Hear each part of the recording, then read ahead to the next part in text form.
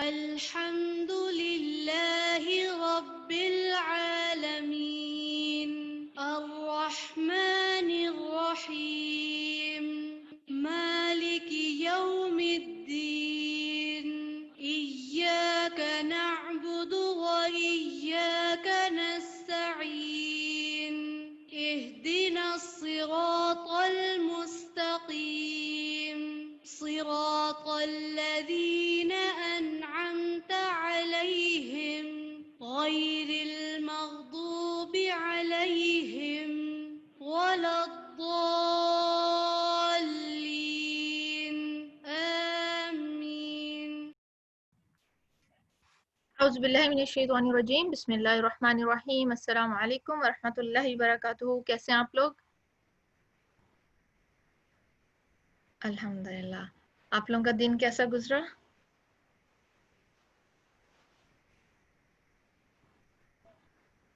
چلیں دعا کے ساتھ اپنے سیشن کا آغاز کریں گے.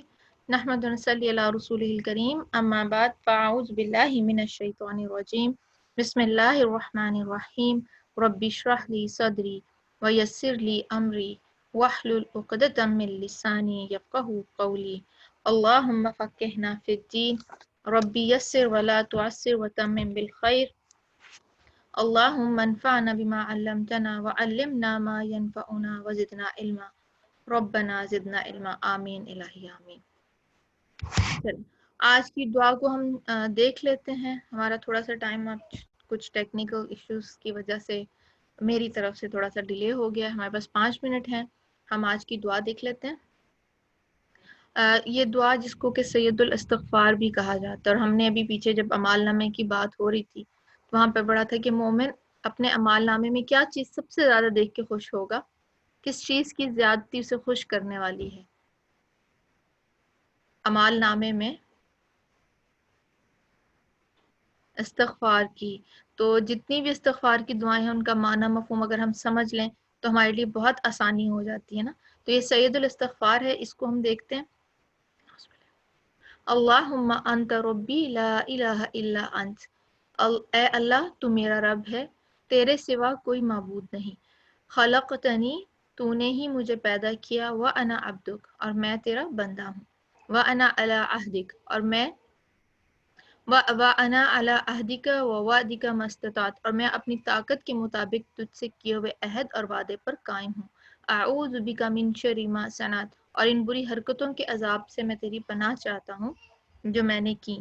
ابوء لک بنعمتک علی وابوء لک بذنبی فاغفر لی، مجھ پر نعمتیں تیری ہیں اور میں ان کا اقرار کرتی ہوں یا کرتا ہوں، میں اپنے گناہوں کا اعتراف کرتی ہوں، پس بخش دے مجھے.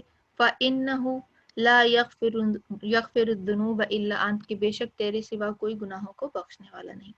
ایک جامع اور مکمل دعا ہے، کمبینیشن ہے. اللہ سبحانہ تعالیٰ سے کی توحید کا اقرار کرنا ہے، اپنے بندہ ہونے کا اقرار کرنا ہے، اپنی غلطیوں کا اقرار کرنا ہے، اللہ کی نعمتوں کو ماننا ہے اور گناہوں کی بخشش ماننی. یہ ایک بہترین کمبینیشن، اس کے اندر آلموسٹ ہر چیز آ جاتی ہے. تو تھوڑا سا علیحدہ سے دیکھ لیتے ہیں. اللہم انت ربی، اے اللہ تو ہی میرا رب ہے. اور رب کون ہوتا ہے؟ خالق بھی ہوتا ہے، مالک بھی ہوتا ہے اور مدبر بھی ہوتا ہے. یعنی اللہ نے ہمیں پیدا بھی کیا ہے، آنرشپ بھی اللہ سبحانہ تعالیٰ کی ہے، اور ہماری تقدیر بھی اللہ نے لکھی ہے. لا الہ الا انت. اب ہم نے یہ بھی پیچھے پڑھا جب ہم اعمال نامے کی بات کر رہے تھے کہ کلمہ لا الہ میزان پہ سب سے بھاری ہوگا، سب اعمال سے بھاری وہ ایک جو توحید کا اقرار ہے وہ ہوگا. خلقتنی، اب کیا اقرار کر رہے ہیں؟ پہلے اللہ کے رب ہونے کا اقرار کیا، پھر اور کیا اقرار کر رہے ہیں کہ پیدا ہمیں تو نے ہی کیا اور ہم تیرے عبد ہیں. اور ویسے بھی عبد غلام کو بھی کہا جاتا ہے نا، بندہ ہونا اور غلام ہونا. تو جو ہمیں قرآن پاک جو ہدایت دیتا ہے، وہاں سے ہمیں جو اللہ سبحانہ تعالیٰ کے احکامات ملتے ہیں اور جو سنت کی روشنی میں ہمیں تعلیمات ملی ہیں، اس کے مطابق ایک مسلمان اور مومن کون ہوتا ہے؟ جو اپنا آپ اللہ کے سرنڈر کر دے، اللہ کے حوالے کر دے. بالکل ایسے جیسے ہم کوئی سرونٹ رکھتے ہیں تو پھر ہم ایکسپیکٹ کرتے ہیں نا کہ ہم اس کو سیلری دے رہے ہیں تو وہ ہماری ہر بات مانے. تو اللہ سبحانہ تعالیٰ نے ہمیں پیدا کیا ہے، کریٹر ہے وہ ہمارا. تو اللہ سبحانہ تعالیٰ کے ساتھ بھی کیا ہے کہ ہمیں ٹوٹل سبمیشن کر دینی اللہ تعالیٰ کو. وَأَنَا عَلَىٰ عَهْدِكَ، اور کون سے عہد ہیں جو ہم نے اللہ تعالیٰ کے ساتھ کر رکھے ہیں. سب سے پہلے عہد الست ہے کہ اللہ کے سوا کوئی ہمارا رب نہیں. اب یہ اس چیز کا اقرار دیکھیں پہلے اوپر بھی ہو چکے کہ لا الہ الا انت، اور دوبارہ سے کہ ہم، اور دوسرے عہد کون سے ہیں جو کہ ہم نے ذمہ داریوں کے عہد، جو ہمارے پاس حقوق ہیں، فرائض ہیں ہمارے، اللہ سبحانہ تعالیٰ کے ہمارے ساتھ جو احکامات ہم نے نازل کیے ہیں، جو کمٹمنٹس ہیں، ہم ایوری ڈے جو کمٹمنٹس کرتے ہیں وہ بھی ہم اللہ تعالیٰ کے لیے کرتے ہیں نا، تو ان کو پورا کرنا. وَوَعْدِكَ مَا اسْتَطَعْتُ، اور جو وعدے دن میں ہم پتہ نہیں اپنے آپ سے، جب ہم کوئی اچھا لیکچر سنتے ہیں موٹیویشنل چیز، تو ہم اپنے ساتھ بہت زیادہ وعدے کرتے ہیں. اور اس کلاس کے دوران بھی جب بھی جیسے جیسے ہم آگے قیامت کے مناظر اور حشر کے میدان اور ساری چیزوں سے، میزان سے اور پل صراط کی طرف بڑھیں، ہر روز ہر کلاس کے بعد اپنے ساتھ کوئی نہ کوئی وعدہ ہوتا ہے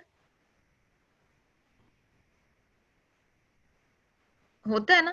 تو ہم اب یہ تو نہیں کہہ سکتے کہ ہم 100% ان کو کر رہے ہیں.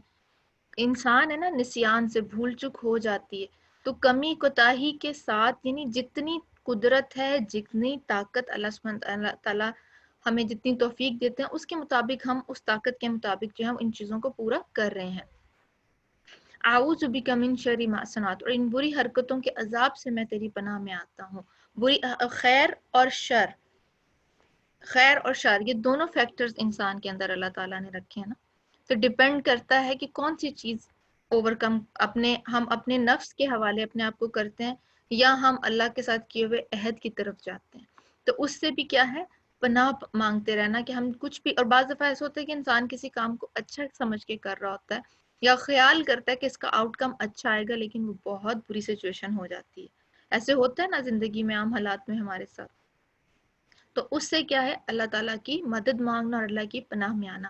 یہاں تک مارک کریں. انشاءاللہ آدھا حصہ جو دعا کا ہے ہم اگلی کلاس میں کریں گے، کیونکہ استاذہ کا سیشن کسی بھی مومنٹ سٹارٹ ہو سکتا ہے. تو آپ اسی پورے ہفتے میں اتنے ہی حصے پہ جب بھی یہ دعا پڑھیں صبح شام کے اذکار میں، تو اس پہ غور و فکر کریں. باقی کا آدھا حصہ انشاءاللہ ہم اگلے ویک باذن اللہ پورا کریں گے. جزاکم اللہ خیرا کثیرا، بارک اللہ فیکم. السلام علیکم ورحمۃ اللہ وبرکاتہ.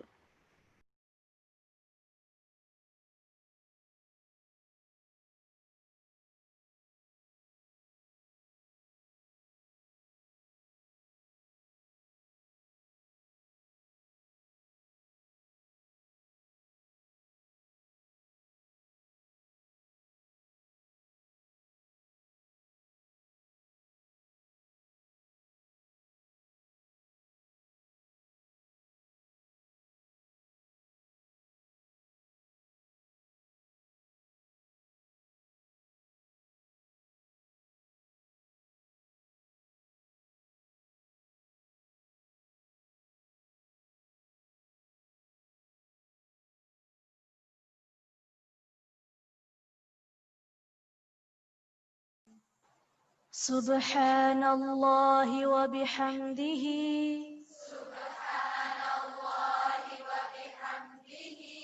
عدد خلقہ ورضا اما بعد نفسہ فاعوذ باللہ من الشیطان الرجیم بسم اللہ الرحمن الرحیم رب اشرح لی صدری ویسر لی امری واحلل عقدۃ من لسانی یفقہوا قولی. قیامت کے دن کے حالات کے بارے میں پڑھتے ہوئے آج ہم انشاءاللہ پل صراط کے بارے میں پڑھیں گے، اس برج کے بارے میں پڑھیں گے جو میدان حشر سے جنت تک جاتا ہے، جس پر سے سب کو گزرنا ہے. پہلے قیامت کے دن کے بارے میں جو اللہ تعالیٰ فرماتے ہیں، بسم اللہ الرحمن الرحیم لا اقسم بیوم القیامہ ولا اقسم بالنفس اللوامہ ایحسب الانسان ان لن نجمع عظامہ بلى قادرين على أن نسوي بنانه بل يريد الإنسان ليفجر أمامه يسأل أيان يوم القيامة فإذا برق البصر وخسف القمر وجمع الشمس والقمر يقول الإنسان يومئذ أين المفر كلا لا وزر إلى ربك يومئذ المستقر. نہیں میں قیامت کے دن کی قسم کھاتا ہوں، اور نہیں میں بہت ملامت کرنے والے نفس کی قسم کھاتا ہوں۔ کیا انسان گمان کرتا ہے کہ بے شک ہم کبھی اس کی ہڈیاں اکٹھی نہیں کریں گے؟ کیوں نہیں، ہم انہیں اکٹھا کریں گے، اس حال میں کہ ہم قادر ہیں کہ اس کی انگلیوں کے پورے درست کر کے بنا دیں۔ بلکہ انسان چاہتا ہے کہ اپنے آگے آنے والے دنوں میں بھی نافرمانی کرتا رہے، اور پوچھتا ہے اٹھ کھڑے ہونے کا دن کب ہوگا؟ پھر جب آنکھ پتھرا جائے گی اور چاند گہنا جائے گا اور سورج اور چاند اکٹھے کر دیے جائیں گے، اس دن انسان کہے گا کہ بھاگنے کی جگہ کہاں ہے؟ ہرگز نہیں، پناہ کی کوئی جگہ نہیں، اس دن تیرے رب ہی کی طرف جا ٹھہرنا ہے۔ تو قیامت کے حالات کے بارے میں پڑھتے ہوئے آج ہم اس کے آخری مرحلے کے بارے میں پڑھیں گے، اور وہ ہے پل صراط کا مرحلہ۔ صراط کا لفظ جو ہے یہ راستے کے معنوں میں آتا ہے۔ راغب کہتے ہیں صراط سین سے وہ راستہ ہوتا ہے جس پر چلنا آسان ہو، اور صراط عام راستے کے معنوں میں۔ اور پل صراط سے کیا مراد ہے؟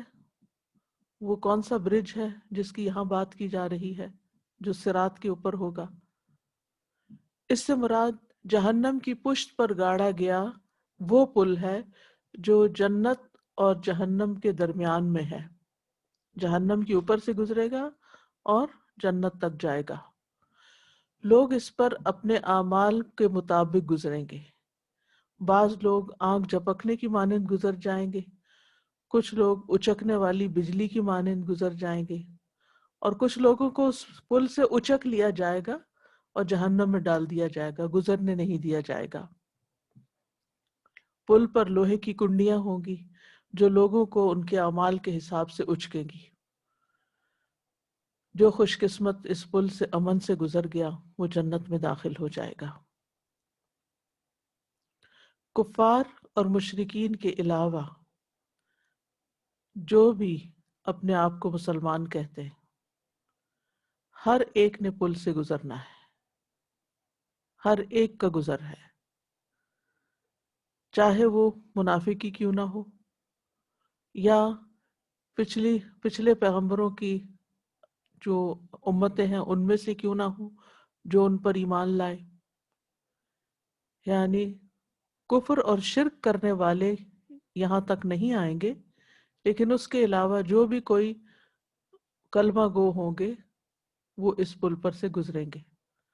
سورۃ مریم کی آیت نمبر 71 اور 2 میں اللہ تعالیٰ فرماتے ہیں وَإِن مِّنكُمْ إِلَّا وَارِدُهَا كَانَ عَلَى رَبِّكَ حَتْمًا مَّقْضِيًّا ثُمَّ نُنَجِّي الَّذِينَ اتَّقَوْا وَنَذَرُ الظَّالِمِينَ فِيهَا جِثِيًّا۔ اور تم میں سے جو بھی کوئی ہے اس پر وارد ہونے والا ہے، یعنی اس پل پر سے گزرنے والا ہے، یہ ہمیشہ سے تیرے رب کے ذمے قطعی بات ہے، ہمیشہ سے تیرے رب کے ذمے قطعی بات ہے، فائنل ڈیسیژن ہے، جس کا فیصلہ کیا ہوا ہے۔ پھر ہم ان لوگوں کو بچا لیں گے جو ڈر گئے، اور ظالموں کو اس میں گھٹنوں کے بل گرے ہوئے چھوڑ دیں گے۔ تو اس سے صاف طور پر پتہ چل رہا ہے کہ یہاں سے ہر ایک کو گزرنا ہے، وَإِن مِّنكُمْ إِلَّا وَارِدُهَا، اور یہ رب کا فیصلہ ہے۔ اور پھر جو ڈرنے والے ہیں، تقوی والے ہیں، ان کو بچا لیا جائے گا، وہ امن سے گزر جائیں گے، اور ظالموں کو اس میں گھٹنوں کے بل گرے ہوئے چھوڑ دیں گے۔ پل صراط سے پہلے لوگوں کی دو قسمیں ہو جائیں گی، مومن اور مشرک۔ مومن جو اللہ کی عبادت کرتے ہیں، جو اکیلا ایک ہی الہ ہے، اور اس کے ساتھ کسی کو شریک نہیں ٹھہراتے. اور مشرک وہ تمام لوگ جو اللہ کے سوا کسی دوسرے کی عبادت کرتے ہیں. جہاں تک مشرکین کا تعلق ہے تو وہ اس پل پر گزرنے سے پہلے ہی جہنم میں گر چکے ہوں گے. ان کو اس راستے سے نہیں لے جایا جائے گا، ایک اور راستے کی طرف سے جہنم میں داخل کیا جائے گا، جو جہنم کے گیٹس ہوں گے، دروازے ہوں گے. لہا سبعۃ ابواب، تو جہنم کے 7 دروازے ہیں، اور ہر دروازے سے مخصوص قسم کے لوگ داخل ہوں گے اور مخصوص درجے پر چلے جائیں گے، لیول پر. یعنی جہنم کا ایک تو سب سے نچلا درجہ ہے جو منافقین کے لیے، پھر اس سے اوپر بھی ہے، پھر اس سے اوپر. مثلا ایک گیٹ ایسا ہوگا کہ جو نمبر 6 لیول پر لے جا کے اتار دے گا، دوسرا ایسا کہ جو 5 پر لے جائے گا، تیسرا ایسا 4 پہ. اسی طرح مختلف گیٹ سے مختلف طرح کے اعمال والے لوگ داخل ہوں گے اور وہ اس درجے پر جا پہنچیں گے جہاں اللہ نے ان کے لیے لکھا ہے. اور باقی مسلمان جو ہوں گے وہ سب پل صراط کی طرف راستہ لیں گے. تو مشرک جب جہنم کی طرف چلے جائیں گے، کافر جب جہنم کی طرف چلے جائیں گے، تو پھر صرف رسولوں کے پیروکار رہ جائیں گے. ان میں جیسا کل ہم نے پڑھا تھا کہ رسولوں کے پیروکاروں میں 3 طرح کے لوگ ہیں. ایک ہے مخلص مسلمان، متقی مسلمان، ایک ہے گناہ گار مسلمان، اور ایک ہے منافقین. تو اس گروہ میں جو پلسرات سے گزرے گا، متقی بھی ہوں گے، فاجر بھی ہوں گے، منافق بھی ہوں گے. پل پر جانے سے پہلے امتحان ہوگا جس کا کل ہم نے تفصیل سے پڑھا، امتحان المومنین. اور اس میں منافق جو اللہ سبحانہ وتعالی اپنا آپ دکھائیں گے، اور پھر یہ کہ اللہ تعالیٰ کو دیکھتے ہی مومن سجدے میں گر پڑیں گے. لیکن منافق جو ہوں گے وہ سجدہ نہیں کر سکیں گے، وہ اپنے یا تو کمر کے بل گر پڑیں گے یا منہ کے بل گر پڑیں گے. تو یہاں پر جب یہ مرحلہ پار ہو جائے گا تو پھر پل صراط کی طرف سب کو گائیڈ کیا جائے گا. رسول اللہ صلی اللہ علیہ وسلم کی آزاد کردہ غلام ثوبان سے روایت ہے، وہ کہتے ہیں کہ میں رسول اللہ صلی اللہ علیہ وسلم کے پاس کھڑا تھا کہ ایک یہودی عالم حبر آپ کے پاس آیا.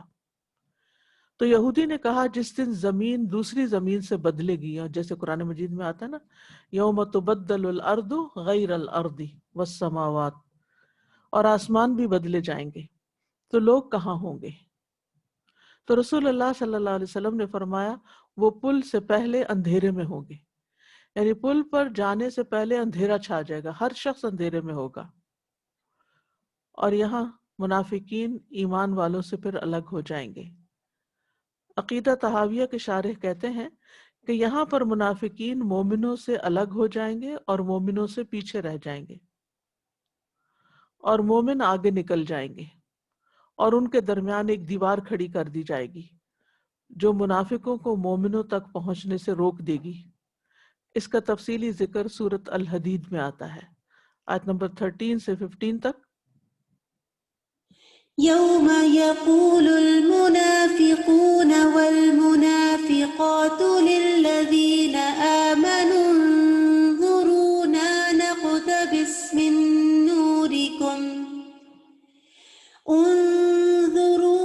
نقتبس من نوركم قيل ارجعوا وراءكم فالتمسوا نورا فضرب بينهم بسور له باب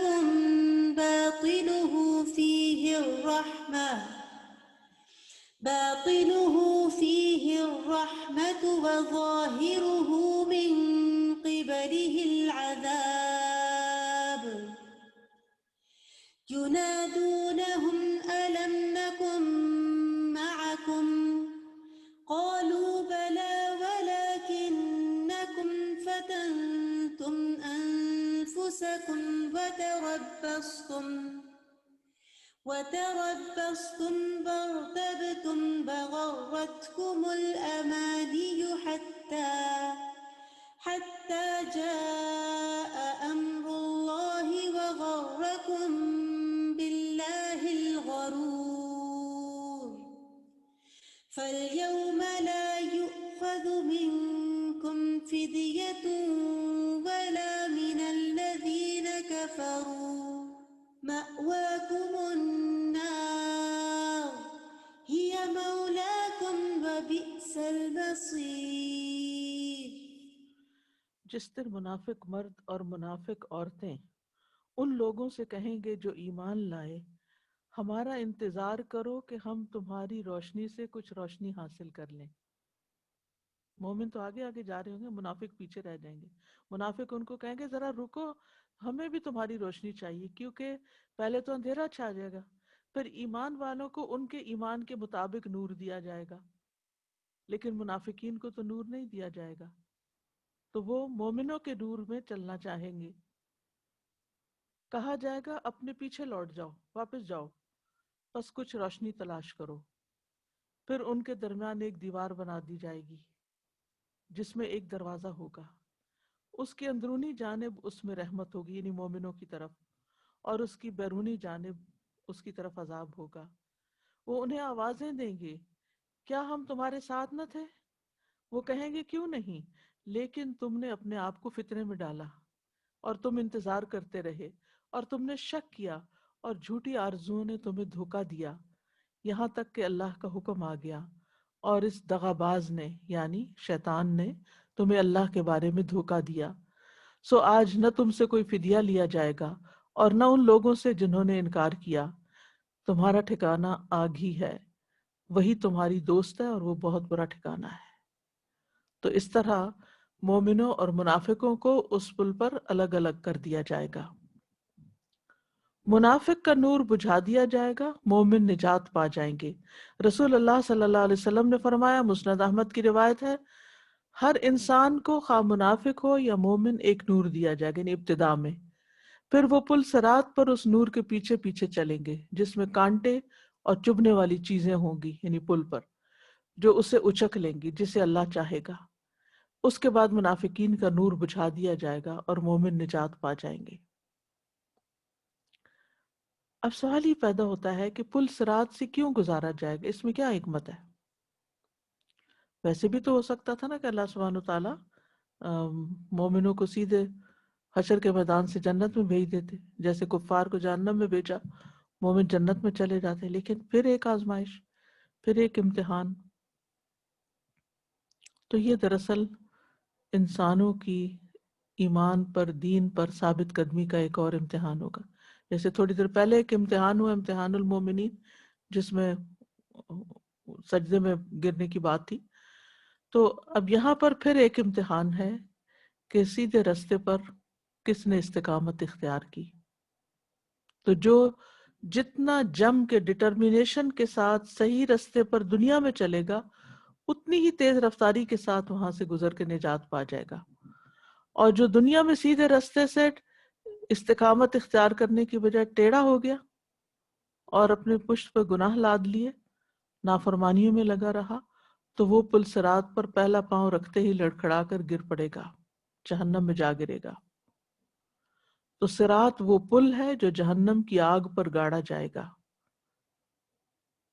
اور یہ دراصل اس راستے کو جسم دیا جائے گا جو اللہ نے دنیا میں رکھا اور اپنے بندوں کے لیے اس پہ چلنا لازم کیا. اسی لیے ہم ہر نماز میں کیا کہتے ہیں؟ اہدنا الصراط المستقیم، کہ اللہ ہمیں سیدھا راستہ دکھا. تو یہی راستہ جو دین کا راستہ ہے، یہی وہاں جسر بن جائے گا، پل بن جائے گا. صحابہ کرام جو تھے وہ اس پل کو عبور کرنے کی تیاری کرتے تھے. ابو اسما کہتے ہیں کہ وہ ابو ذر کے گھر میں داخل ہوئے رضی اللہ عنہ، جبکہ وہ مقام ربضہ میں تھے. ان کے پاس ان کی سیاہ فام فاقہ زدہ بیوی بھی تھی، اس پر بناؤ سنگھار یا خوشبو کے کوئی اثرات نہ تھے. انہوں نے فرمایا، اس حبشن کو دیکھو، یہ مجھے کیا کہتی ہے. یہ کہتی ہے میں عراق چلا جاؤں، جب میں عراق جاؤں گا تو وہاں کے لوگ اپنی دنیا کے ساتھ میرے پاس آئیں گے، اور میرے خلیل صلی اللہ علیہ وسلم نے مجھے وصیت کی ہے کہ جہنم کے پل پر ایک راستہ ہوگا جو لڑکھڑانے اور پھسلن والا ہوگا. اس لیے جب ہم اس پل پر پہنچے تو ہمارے سامان میں کوئی وزنی چیز نہ ہونا اس بات سے زیادہ بہتر ہے کہ ہم وہاں سامان کے بوجھ تلے لدے ہوئے پہنچے. یعنی جتنا زیادہ انسان دنیا میں گھوم جاتا ہے اور جتنا تو دنیا اسے اپنی طرف کھینچ لیتی ہے. دنیا کی ایک پھسلن ہے. سیدھے راستے پر ہوتے ہوئے بھی انسان جب دنیا کی محبت میں گرفتار ہوتا ہے تو بہت سی چیزوں پہ کمپرومائز کرنے لگتا ہے اور اس طرح وہ اصل راستے سے ہٹ جاتا ہے. نبی صلی اللہ علیہ وسلم سے پہلی ملاقات لوگوں کی پلسرات پر ہوگی، اور اگر وہ وہاں نہیں ہوں گے تو میزان پر اور آم، یعنی میزان پر اور حوض کوثر پر، یس، جس کے بارے میں ہم نے کل پڑھا، حوض کوثر پر ہوں گے. ہاں، اس پر میں سوچ رہی تھی کہ کس طرح نبی صلی اللہ علیہ وسلم حشر کا سارا دن امت کی فکر کرتے ہوئے گزاریں گے. کبھی پلسرات پر ہیں تو دعائیں کر رہے ہیں ان کے لیے، اللہم سلم اللہم سلم، اللہ سلامتی کے ساتھ گزر جائے امت. کیونکہ سب سے پہلے امت محمد صلی اللہ علیہ وسلم ہی گزرے گی. حدیث میں آتا ہے نا کہ ہم سب سے آخری ہیں لیکن قیامت کے دن سب سے پہلے ہوں گے. سب سے پہلے امت محمد صلی اللہ علیہ وسلم کا حساب ہوگا اور وہ سب سے پہلے پل سے گزریں گے. دیگر امتی بھی جو دیگر انبیاء کے ہیں وہ بھی گزریں گے اس پل سے، لیکن بعد میں. اور کبھی آپ صلی اللہ علیہ وسلم امت کی پیاس بجھا رہے ہوں گے حوض کوثر پر، اور کبھی آپ فکر کر رہے ہوں گے کہ ان کے میزان ہلکے نہ ہوں اور یہ یہاں امن پائیں. ایسا ہوتا ہے نا کہ جیسے ایک انسان کسی پریشانی میں مبتلا ہوتا ہے، پریشانی میں گھرا ہوا ہوتا ہے، مثلا آپ بیماری پڑ جاتے ہیں یا آپ کو کچھ تو جو ہی آپ کسی اپنے مہربان کو دیکھتے ہیں تو ایک دم آپ کا دکھ درد ہلکا ہو جاتا ہے اور آپ کی تکلیف دور ہونے لگتی ہے. تو نبی صلی اللہ علیہ وسلم اپنی پریزنس کے ساتھ اپنی امت کو ایک ڈھارس بندھائیں گے اس مشکل وقت میں. حضرت انس کہتے ہیں میں نے عرض کیا اللہ کے نبی میں آپ کو کہاں تلاش کروں صلی اللہ علیہ وسلم. آپ نے فرمایا سب سے پہلے مجھے پل صراط پر ڈھونڈنا. تو پل صراط جو ہے اس کی کچھ ڈسکرپشن بھی آتی ہے احادیث میں. جہنم جو ہے یہ گہری بھی بہت زیادہ ہے اور وسیع بھی بہت ہے، بہت کھلی ہے، بہت بڑے ایریا میں. تو جتنی بھی وہ چوڑی ہے اس سارے ایریے کے اوپر پل لگے گا، یعنی اس کے آر پار ہوگا. اور گہرائی کے بارے میں تو آپ جانتے ہیں کہ اگر ایک پتھر اس میں ڈالا جائے تو اس کو سطح زمین تک پہنچتے ہوئے 70 سال لگیں. اور جو جہنمی جہنم میں جائیں گے ان کے حال اتنے برے ہوں گے کہ ایک جہنمی کی ایک ڈاڑھ ہی احد پہاڑ برابر ہو جائے گی. تو اس سے آپ اندازہ لگائیں کہ پھر وہ کتنی بڑی ہوگی. اور اس کی کان کی لو سے کندھے تک 70 سال کی مسافت ہوگی. تو خود جہنم کی وسعت کتنی ہوگی. تو پل صراط کو ایک کنارے سے دوسرے کنارے تک اس کی پشت پر گاڑا جائے گا. اور یہ جو پل ہوگا یہ بال سے بھی زیادہ باریک ہوگا. اللہ ہی بہتر جانتا ہے، اللہ تعالیٰ تو کچھ بھی بنانے پہ قادر ہے کہ ہماری چیزوں میں سے عام طور پہ سب سے باریک چیز بال ہوتی ہے، لیکن وہ بال سے بھی باریک ہوگا اور تلوار سے بھی زیادہ تیز. ایک روایت میں آتا ہے استرے کی دھار سے بھی زیادہ تیز ہوگا.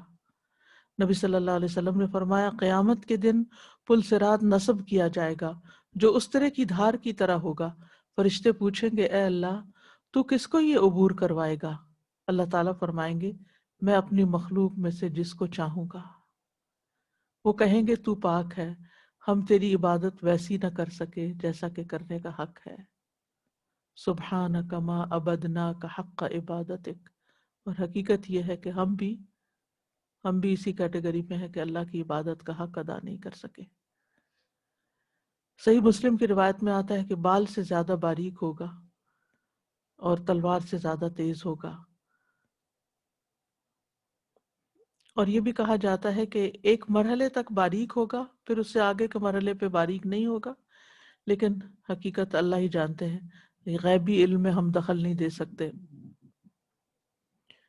لیکن پل صراط کے دونوں طرف لوہے کی کنڈیاں ہوں گے، آنکڑے ہوں گے، یعنی جہاں سے انسان گزر رہا ہوگا تو ساتھ ہی وہ لگے ہوئے ہوں گے. جس آدمی کے بارے میں حکم ہوگا وہ اس کو پکڑ لیں گی، کیونکہ اس سے ہر مسلمان گزرے گا نا. تو اگر کسی مسلمان کا کوئی ایسا گناہ ہے کہ اسے ابھی وہ سزا بھگتنی ہے تو وہ اس کو آگے نہیں جانے دیں گے، وہی پکڑ لیں گے. بعض ان میں سے زخمی ہو جائیں گے مگر نجات پا جائیں گے، تو یہ یہاں ان کے گناہوں کا یہاں کفارہ ہو جائے گا. اب میزان میں پہلے اعمال تو تولے جا چکے ہوں گے، انسان کو یہ تو پتا ہوگا کہ میرا ٹھکانہ کیا ہے، اور جن کے ہلکے ہوں گے ان کو بھی پتا ہوگا کہ ہم جنت تک تو نہیں جا سکیں گے.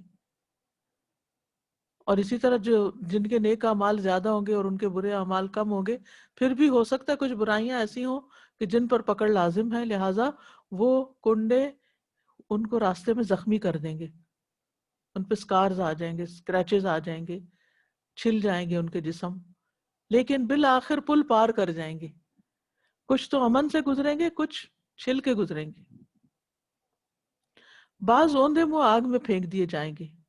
ابو ہریرہ فرماتے ہیں کہ قسم ہے اس ذات کی جس کے ہاتھ میں ابو ہریرہ کی جان ہے، جہنم کی گہرائی 70 سال کی مسافت کے برابر ہے. مسند احمد کی روایت میں پل صراط کے بارے میں آتا ہے، نبی صلی اللہ علیہ وسلم نے فرمایا جہنم کی پشت پر پل صراط قائم کیا جائے گا، بے شک وہ پھسلن کی جگہ ہوگی، اس میں کانٹے اور آنکڑے ہوں گے. آنکڑے وہ جو لوہے کے کنڈے، وہ لوگوں کو اچک لیں گے. ویسے کانٹے ہیں جو نجد کے علاقے میں پیدا ہوتے ہیں، جن کو سعدان کہا جاتا ہے، ایک خاص قسم کے کانٹے.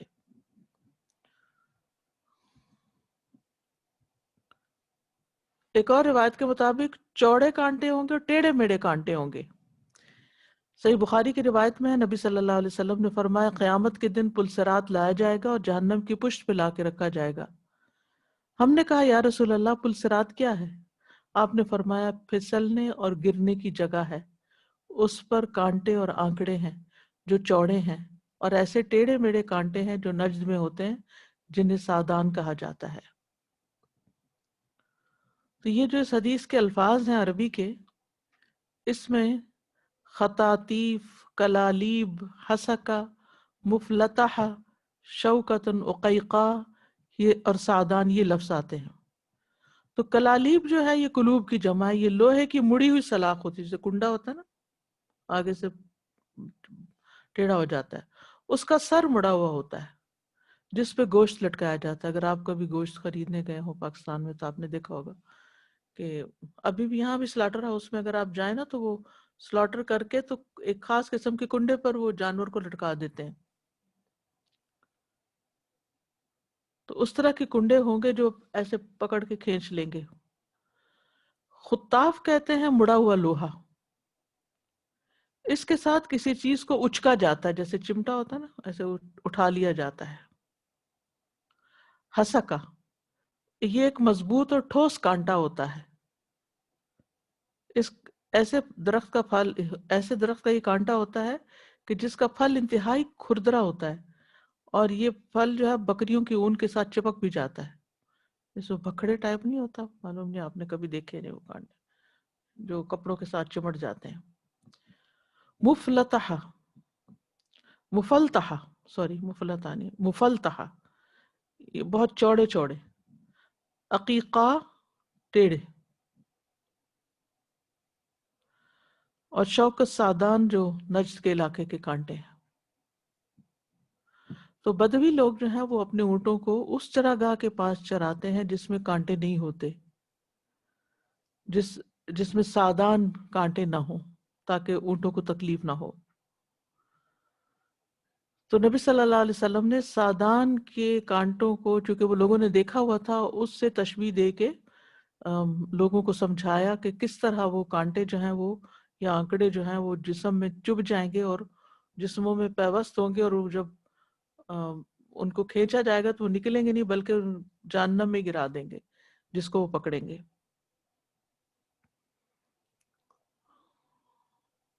ان آنکڑوں کی لمبائی کتنی ہوگی، چوڑائی کتنی ہوگی، یہ اللہ ہی بہتر جانتا ہے. نبی صلی اللہ علیہ وسلم نے فرمایا جہنم میں سعدان کے کانٹوں کی طرح کے آنکڑے ہوں گے، کیا تم نے سعدان دیکھا ہے؟ لوگوں نے جواب دیا جی ہاں اے اللہ کے رسول صلی اللہ علیہ وسلم. تو آپ نے فرمایا وہ سعدان کے کانٹوں ہی کی طرح ہوں گے، البتہ وہ اتنے بڑے ہوں گے کہ ان کا طول و عرض اللہ کے سوا کسی کو معلوم نہیں.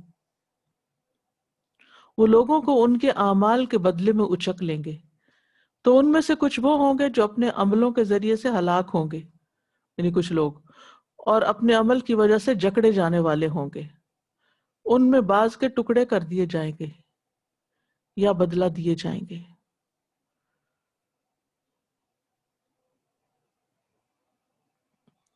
امانت اور صلہ رحمی دائیں بائیں کھڑے ہو کر اپنا حق وصول کریں گی۔ نبی صلی اللہ علیہ وسلم نے فرمایا امانت اور رحم کو چھوڑ دیا جائے گا اور وہ دونوں پلسرات کے دائیں اور بائیں جانب کھڑے ہو جائیں گے۔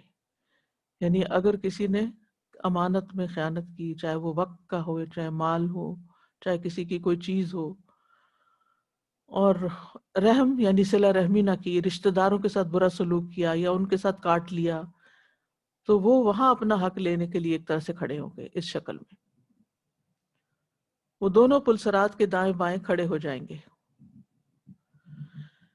پھر یہ کہ جو جس کا جس طرح کا گناہ ہوگا اس طرح کا کانٹا اور اس طرح کی چیز اس کو پکڑ لے گی اسی حساب سے۔ پھر پروانوں کی طرح دونوں کناروں سے لوگ جہنم میں گریں گے، اتنے کثرت سے لوگ گر رہے ہوں گے جیسے پروانے گرتے ہیں آگ پر۔ نبی صلی اللہ علیہ وسلم نے فرمایا قیامت کے دن لوگوں کو پل صراط پر سوار کیا جائے گا، لوگ اس کے دونوں کناروں سے اس طرح جہنم میں گریں گے جیسے شمع کے پروانے گرتے ہیں، لیکن اللہ تبارک و تعالیٰ جسے چاہے گا اپنی رحمت سے نجات دے گا۔ تو سارا فیصلہ اللہ کے ہاتھ میں ہے، تو اس لیے ہمیں اسی سے دعا کرتے رہنا چاہیے۔ اللہ کے بندے ڈرتے ہوئے اور دعائیں کرتے ہوئے گزریں گے۔ رسول اللہ صلی اللہ علیہ وسلم نے فرمایا تمہارے نبی پل صراط پر کھڑے کہہ رہے ہوں گے رب سلم رب سلم سلم، اے رب سلامت رکھ، اے رب سلامت رکھ۔ انبیاء بھی سلامتی کی دعا کریں گے۔ صحیح بخاری میں آتا ہے رسول اللہ صلی اللہ علیہ وسلم نے فرمایا اس روز انبیاء کے علاوہ کوئی بھی بات نہ کر سکے گا، اور انبیاء بھی صرف یہی کہیں گے اللہم سلم سلم، اے اللہ محفوظ رکھ، اے اللہ محفوظ رکھ۔ نیک لوگ بھی دعائیں کرتے ہوئے گزریں گے۔ سورۃ التحریم میں آتا ہے آیت نمبر 8 میں يا أيها الذين آمنوا توبوا إلى الله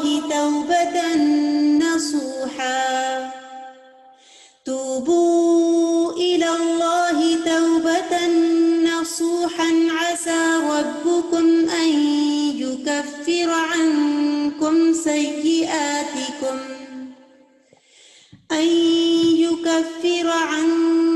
سيئاتكم ويدخلكم جنات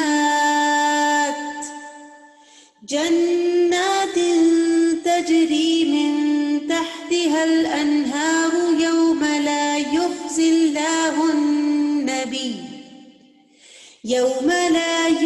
الله النبي والذين آمنوا معه نورهم يسعى بين أيديهم وبأيمانهم يقولون ربنا أتمم لنا نورنا واغفر لنا إنك على كل شيء قدير۔ آیت تو طویل ہے، میں متعلقہ حصہ کا ترجمہ کرتی ہوں۔ جس دن اللہ نبی کو اور ان لوگوں کو جو اس کے ساتھ ایمان لائے رسوا نہیں کرے گا، ان کا نور ان کے آگے اور ان کی دائیں طرفوں میں دوڑ رہا ہوگا۔ وہ کہہ رہے ہوں گے اے ہمارے رب، ہمارے لیے ہمارا نور پورا کر دے اور ہمیں بخش دے، یقیناً تو ہر چیز پر خوب قادر ہے۔ کیونکہ اس سے پہلے منافقین کا نور اچک لیا جائے گا، لے لیا جائے گا، تو ان کو دیکھ کے مومنوں کو بھی خوف آئے گا کہ کہیں آگے جا کے ہم سے بھی نہ لے لیا جائے، تو وہ دعا کریں گے کہ ہم پر ہمارا نور تمام کر دے اور ہمیں بخش دے، تو ہر چیز پر قادر ہے۔ تو وہ پھر امن و امان سے گزر جائیں گے۔ رسول اللہ صلی اللہ علیہ وسلم نے فرمایا پل صراط قائم کر دیا جائے گا اور مسلمان اس پر بہترین گھوڑوں اور عمدہ شہ سواروں کی طرح گزر جائیں گے اور کہتے جائیں گے سلم سلم، یا اللہ سلامتی سے گزار دے، یا اللہ سلامتی سے گزار دے۔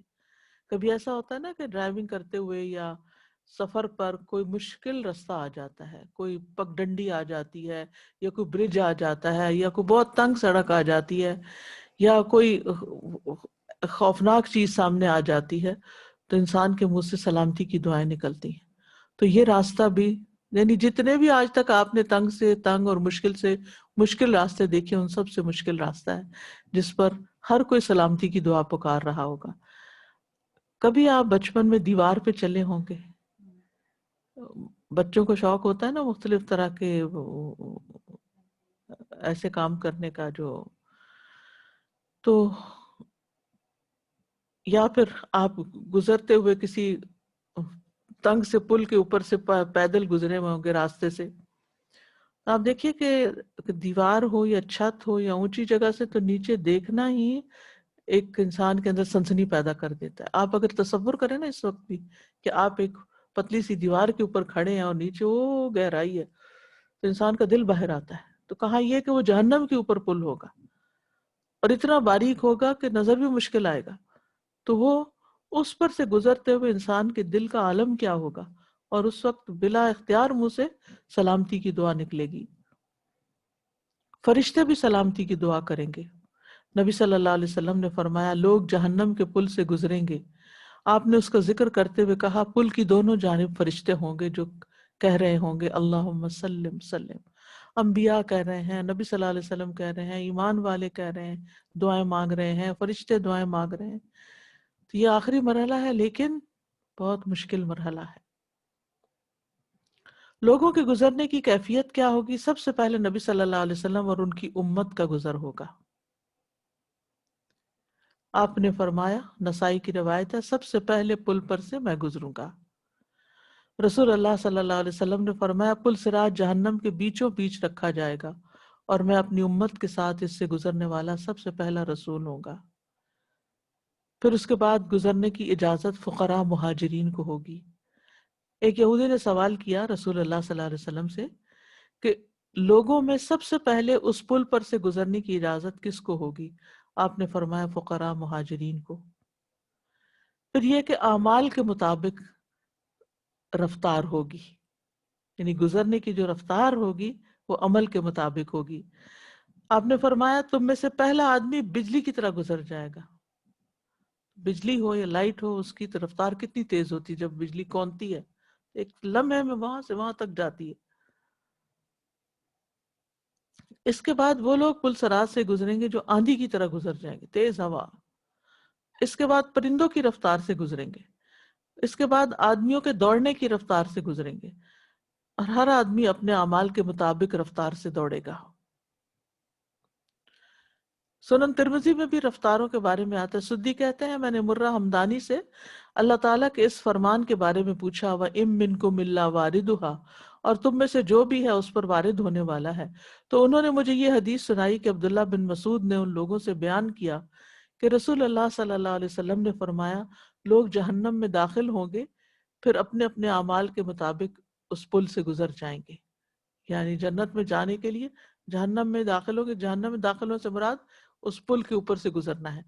اور اس سے بعض علماء نے یہ بھی لیا ہے کہ جہنم کے اندر سے گزریں گے، لیکن اندر سے مراد یہاں اس کا پل ہی ہے.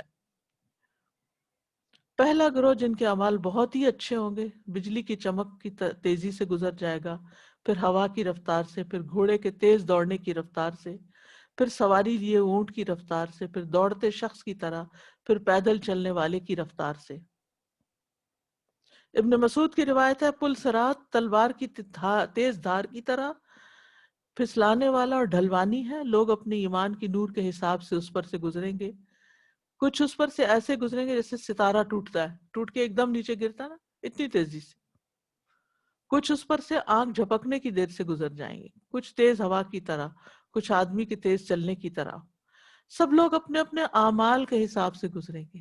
اگر دنیا میں آپ نے نیکیوں میں تیز رفتاری کی، جلدی کی، تو وہاں بھی جلدی ہو جائے گی.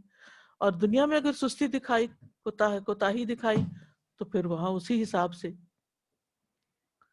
یہاں تک کہ وہ آدمی جس کا نور اس کے پاؤں کے انگوٹھے پر ہوگا، ایک ہاتھ گرے گا ایک ہاتھ چمٹا رہ جائے گا، ایک پاؤں گرے گا ایک پاؤں چمٹا رہے گا، اور اس کے پہلوؤں کو آگ چھو رہی ہوگی. یعنی جس کا ایمان کم ہوگا، یہ نور ایمان کے مطابق ہوگا، اعمال کے مطابق ہوگا. تو جس کا کم ہوگا اس کا نور صرف ایک پاؤں کے انگوٹھے کے اوپر یعنی ناخن جتنی جگہ پر ہوگا، اور اس کا حال یہ ہوگا کہ وہ کس طرح گزر رہا ہوگا مشکل سے.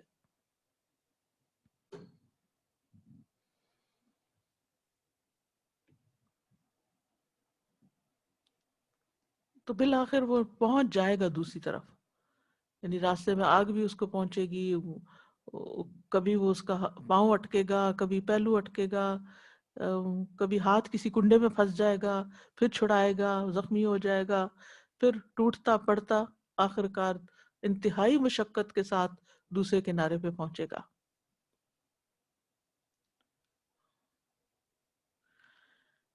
پھر اسی طرح بجلی کی طرح جو گزرنے والے کے بارے میں حدیث ہے، رسول اللہ صلی اللہ علیہ وسلم نے فرمایا تم میں سے پہلا آدمی بجلی کی طرح گزرے گا. میں نے عرض کیا میرے ماں باپ آپ پہ قربان، وہ کون سی چیز ہے جو بجلی کی طرح گزر جائے گی؟ آپ نے فرمایا کیا تم نے بجلی کی طرف نہیں دیکھا کہ کس طرح گزرتی ہے اور پلک جھپکنے سے پہلے لوٹ آتی ہے، یعنی ایک چھپک سی ہوتی، فلیش ہوتا ہے. پھر ایک گروہ عمدہ گھوڑوں اور اونٹوں کی طرح گزر جائے گا اور دعا یہی ہوگی رب سلم رب سلم. کچھ لوگ گھسٹتے ہوئے اور رینگتے ہوئے چلیں گے، کچھ گھٹنوں کے بل رینگتے ہوئے، جیسے بچے کرال کرتے ہیں نا گھٹنوں کے بل، تو ایسے ہاتھ، کچھ ہاتھوں پہ چل رہے، ہاتھ بھی اور پاؤں دونوں استعمال ہو رہے ہوں گے ایسے ایسے کر کے. کچھ لوگ صحیح سلامت بچ نکلیں گے. رسول اللہ صلی اللہ علیہ وسلم نے فرمایا ان میں بعض تو صحیح سلامت، ان کو کوئی تکلیف نہیں ہوگی، کوئی آگ نہیں چھوئے گی، کوئی کانٹا نہیں پکڑے گا، کچھ نہیں، جیسے کلین ان کے اعمال دنیا میں تھے ایسے ہی وہاں فوراً گزر جائیں گے. بعض اس حال میں نجات پائیں گے کہ ان کے اعضاء جہنم کی آگ سے جھلسے ہوئے ہوں گے، یہاں تک کہ ان کے آخری شخص کو گھسیٹ کر لے جایا جائے گا، چل نہیں پائے گا گھسیٹ گھسیٹ کے. کچھ لوگ زخمی ہو کر نکلیں گے لیکن بچ نکلیں گے. رسول اللہ صلی اللہ علیہ وسلم نے فرمایا لوگ پل صراط عبور کریں گے، پس کچھ لوگ سلامتی کے ساتھ نجات پائیں گے، کچھ زخمی ہو کر بچ نکلیں گے، کچھ کو روک لیا جائے گا اور اوندے منہ جہنم میں پھینک دیا جائے گا. تو یہ کیا، ہر ایک اپنے اعمال کے مطابق امن سے کچھ گزر جائیں گے، کچھ گناہوں کی وجہ سے مصیبت سے گزریں گے، اور کچھ تو جا ہی نہیں سکیں گے جیسے منافقین ہیں. کچھ لوگ عاجز آ جائیں گے. رسول اللہ صلی اللہ علیہ وسلم نے فرمایا پھر ایک وقت آئے گا کہ بندوں کے اعمال انہیں عاجز کر دیں گے، لوگوں میں چلنے کی طاقت نہیں ہوگی اور نہیں چل سکتے آپ، اور وہ اپنے آپ کو پل صراط سے گھسیٹتے ہوئے گزاریں گے. آپ دیکھیے تو فاصلہ بھی تو بہت ہوگا نا، فاصلہ زیادہ ہو اور سفر مشکل ہو تو کتنا تکلیف دہ ہو جاتا ہے. پھر یہ ہے کہ گروہ در گروہ لوگ جہنم میں گر رہے ہوں گے، اور یہ منافقین یا ان میں سے ہوں گے جو گناہ گار مسلمان ہوں گے، یعنی کلمہ تو پڑھا لیکن دین میں کوئی بدعتیں ایجاد کر لی، یا کوئی کبیرہ گناہوں کا ارتکاب کیا، یا اور غلط کام کیے جس کی وجہ سے پھر وہ اس میں جا گریں گے.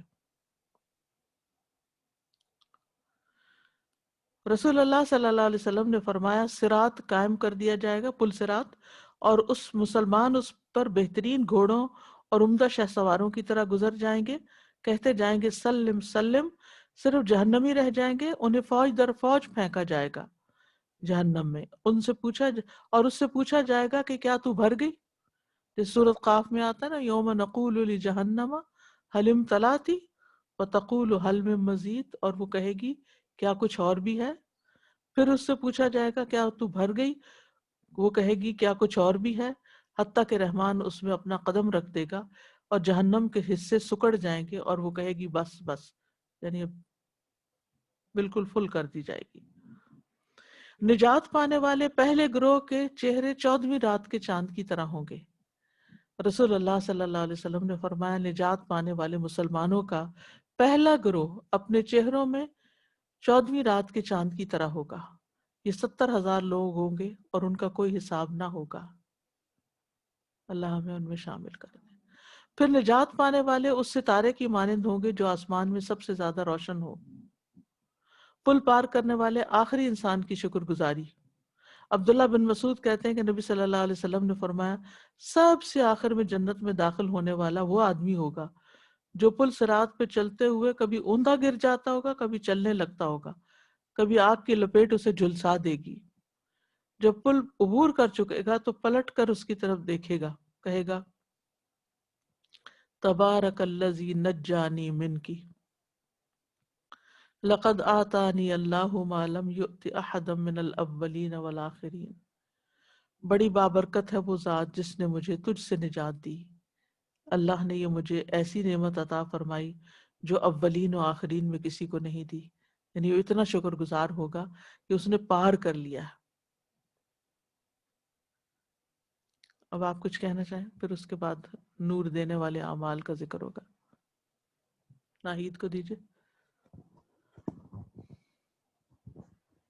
جی سادہ، یہ پل صراط کا پڑھ کے تو ایسا لگ رہا ہے کہ جیسے اتنا ڈیپ روٹڈ کنیکشن ہے دنیا کے صراط المستقیم کا صراط کے ساتھ، کہ اگر ہم اس کے بارے میں پڑھیں تو یہ صراط گزارنا یہاں پر زیادہ آسان ہو جائے۔ ہم بالکل اس کی ویلیو نہیں کرتے، جب ہم دنیا میں رہ رہے ہوتے ہیں تو اس کا سوچتے نہیں، ٹھیک ہے ایک وہ آئے گا وقت، لیکن آج پڑھ کے احساس ہو رہا ہے کہ صراط المستقیم کتنی ویلیوبل چیز ہے، بالکل، کہ ہم کتنی قدر کریں کہ اور جتنا پھر اس پہ ایمان۔ استقامت اختیار کریں، جی یہ نہیں کہ اس کو اختیار کرنے کے بعد پھر دنیا کی طرف راغب ہو جائیں۔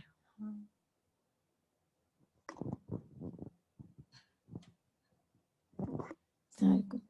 مجھے یہ پوچھنا تھا کہ کیا یہ جو ہم دعا اللہم ربی سلم یہ عام پڑھ سکتے ہیں اپنے یعنی کہ دعاؤں میں؟ ہاں، امیجن کر کے پڑھ لیں کہ اللہ ہمیں سلامتی سے گزارنا ہے۔ ویسے تو وہ دعا بھی ہے نا، ربنا اتمم لنا نورنا واغفر لنا، وہ پڑھ لینی چاہیے۔ دنیا کی گھبراہٹوں میں تو ہم پڑھ سکتے ہیں رب سلم، کیوں نہیں؟ استاذہ ابھی جب آپ یہ ڈسکرائب کر رہی تھی نا تو مجھے وہ بات یاد آ رہی تھی کہ حضرت عمر سے کسی نے پوچھا تھا نا تقویٰ کیا ہے، تو انہوں نے کہا تھا کہ اس طرح گزرنا کہ کانٹوں بھری راہ اور اس طرح۔ تو اگر ہم دنیا میں اس طرح گزریں گے تو وہاں ہماری پریکٹس رہے گی تو انشاءاللہ وہاں بھی گزر جائیں گے انشاءاللہ۔ استاذہ جی استاذہ جی میں یہ سوچ رہی تھی کہ ابھی جیسے آپ نے کچھ لوگوں کی ڈسکرپشن دی نا کہ ایک پاؤں اوپر ہوگا برج پہ، ایک اتر جائے گا، پھر کبھی پہلوؤں کو آگ چھوری ہوگی، تو مجھے میرے تصور میں ایسے ہی لوگ آ رہے تھے جو تھوڑا سا دین کی طرف آتے ہیں، پھر دنیا ٹریک کر لیتی ہے، پھر ادھر چلے جاتے ہیں، پھر تھوڑا سا آگے واپس، پھر ادھر چلے گئے۔ تو جیسے جو بالکل آپ نے فرمایا، صحیح فرمایا کہ جیسے دنیا میں ہم اس جس چال سے چل رہے ہیں، بالکل وہی آہستہ چال ہے، یہ تیز نقشہ، چال ہے، قدم جما کے اس رستے پہ ہیں یا اس پہ ڈما ڈول ہیں، اور بالکل وہی انجام وہاں پہ ہوگا۔ اور جیسے شروع میں آپ نے فرمایا نا کہ یہ دنیا کے صراط کو جسم دے دیا جائے گا، بالکل وہی والی بات لگ رہی ہے ہر کسی کی کیفیت کے ساتھ۔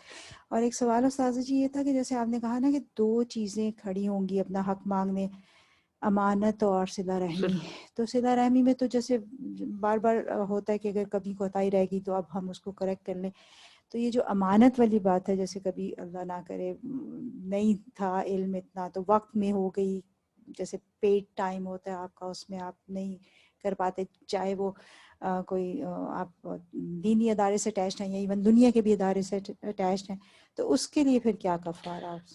زیادہ سے زیادہ صدقہ کرنا چاہیے انسان کو، کیونکہ صدقہ جو ہے وہ گناہوں کو دھوتا ہے۔ ان وہ اعمال کرنے چاہیے کہ جو کفارہ بنتے ہیں، جیسے نماز ہے، نمازوں میں کثرت، نوافل کی کثرت، تو یہ اعمال کفارہ بن جاتے ہیں ایسے گناہوں کا۔ کیا ہم دعا کر سکتے ہیں جیسے دیتے ہیں دعا، ہم جیسے بچوں کو دیتے ہیں، سب کو دیتے ہیں کہ اللہ تعالیٰ آپ کو پرسرات سے اللہ تعالیٰ گزارے؟ کیوں نہیں دے سکتے؟ ہاں آپ ہمیں دیں استاذہ دعا۔ اللہ ہم سب کو پلسرات پر آسانی سے گزارتے بس تیزی سے آنکھ جھپکنے کی دیر میں۔ نور دینے والے اعمال، اچھا سوری کر لیجیے بات۔ جی استاد جی، آپ نے بولا تھا کہ جب پل صراط پہ جائیں گے تو پھر گرتے رہیں گے، تو ایسے ہی جب میں چھوٹی تھی تو پھر وہ ہماری گارڈن کی جو کیاری ہوتی تھی نا، اس پہ اینٹیں لگی ہوتی تھی، تو میری امی کہتی تھی پل صراط پہ جو جائیں گے تو بہت بہت باریک ہوگا اور پھر وہ گریں گے، تو میں اس پہ چلتی پریکٹس کرتی تھی چھوٹی سی، کہ پھر میں اس پہ سے بھی گر جاتی تھی، تو میں ان سے کہتی تھی اس سے کتنی باریک ہوگی اتنی، تو انہوں نے کہا اتنی باریک ہوگی کہ جیسے بال۔ تو میں نے کہا پھر کیسے جائیں گے؟ تو انہوں نے بولا ایسے جائیں گے کہ یہ جب تم قرآن اور یہ پڑھو گی، جتنے اچھے کام کرو گی تو وہ باریک جو ہے تمہارے لیے بڑی ہوگی، تم آرام سے گزر جاؤ۔ जाओगी। आती है नूर देने वाले अमाल, यानी उस ब्रिज पर अंधेरा होगा तो नूर कहाँ से मिलेगा? सबसे पहले वुजू। नबी सल्लल्लाहु अलैहि वसल्लम ने फरमाया, उस दिन मेरे उम्मतियों की पेशानियां सजदों की वजह से रोशन और वुजू की वजह से उनके आज़ाद चमक रहे होंगे। फिर 5 नमाजों की पाबंदी करना। अब्दुल्ला इब्न अमर से मरवी है कि एक दिन नबी सल्लल्लाहु अलैहि वसल्लम ने नमाज का जिक्र करते हुए फरमाया, जो शख्स इसकी पाबंदी करेगा तो ये उसके लिए क़यामत के दिन रोशनी, दलील और निजात बन जाएगी, और जो शख्स नमाज की पाबंदी नहीं करेगा तो वो उसके लिए रोशनी, दलील और निजात का सबब नहीं बनेगी। वो शख्स क़यामत के दिन कारून, फिरौन, हामान और उबई इब्न खलफ के साथ होगा। इतना बुरा अंजाम है नमाज ना पढ़ने वालों का। फिर पैदल चलकर मस्जिद आना।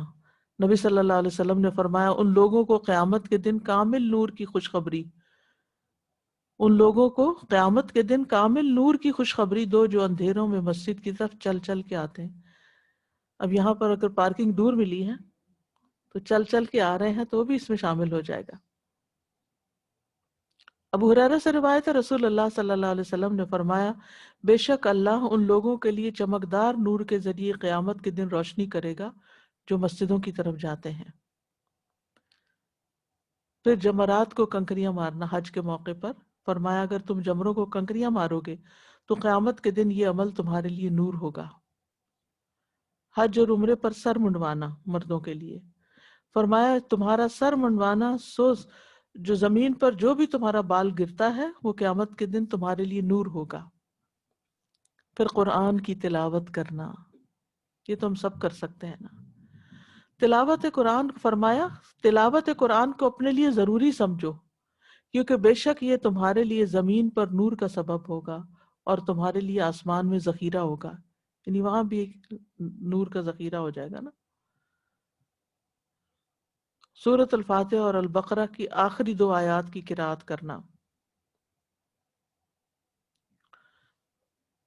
इनको फरिश्ते ने, जब फरिश्ता लेकर आया तो आपने फरमाया, फरिश्ते ने सलाम किया और कहा, आपको इन 2 नूरों की खुशखबरी हो जो आपको दिए गए। तो इन आयात का पढ़ना और सूरत फातिहा के पढ़ने का नमाज में जैसे हम पढ़ते हैं इत्माम करना। सूरत अल-कहफ की तिलावत, जिसने सूरत अल-कहफ की तिलावत की जिस तरह वो नाजिल हुई तो ये पढ़ने वाले के लिए क़यामत के दिन उसकी इकामत गाह से मक्का तक नूर का सबब बनेगी, यानी इतना फासला उसका रोशन होगा। सब्र करना, अस्सब्रु ज़िया वस्सब्रु ज़ियाउन, सब्र रोशनी है। सदका करना, फरमाया वस्सदक़तु नूरुन, सदका नूर है। अल्लाह के रास्ते में बूढ़ा होना। नबी सल्लल्लाहु अलैहि वसल्लम ने फरमाया, जो शख्स अल्लाह के रास्ते में बूढ़ा हो जाए तो वो बुढ़ापा क़यामत के दिन उसके लिए बायसे नूर होगा, यानी अल्लाह की इबादत करते हुए, अल्लाह के दीन की खिदमत करते हुए अल्लाह के रास्ते में तीर फेंकना। रसूलुल्लाह सल्लल्लाहु अलैहि वसल्लम ने फरमाया, जिसने अल्लाह के रास्ते में एक तीर फेंका तो ये उस दिन उसके लिए नूर का सबब बनेगा, यानी ये छोटे छोटे काम बताए गए जो वहां रोशनी देंगे। फौत होते वक्त कलमा पढ़ने वालों को नूर मिलना।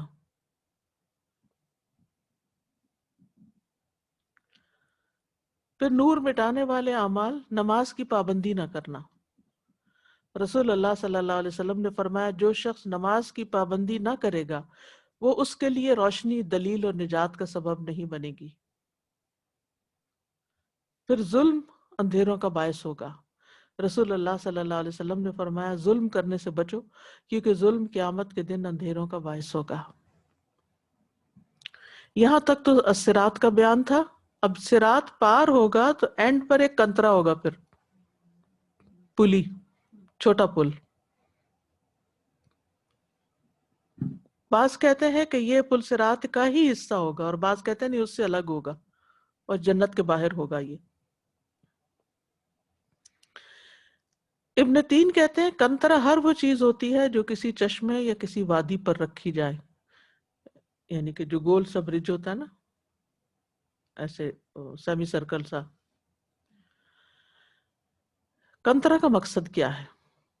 इब्न कय्यम कहते हैं कि यहाँ तक कि अहले ईमान भी जब जहन्नम के बड़े पुल पार कर जाएंगे, यानी बड़े पुल को पार कर जाएंगे सिरात को, تو وہ ایک اور پل پر روک لیے جائیں گے، جنت میں جانے سے پہلے وہاں روک لیے جائیں گے، جو جنت اور جہنم کے درمیان ہوگا، پس وہاں ان کو پاک صاف کیا جائے گا ان گناہوں سے جو ان کے ذمے باقی رہ گئے ہوں گے۔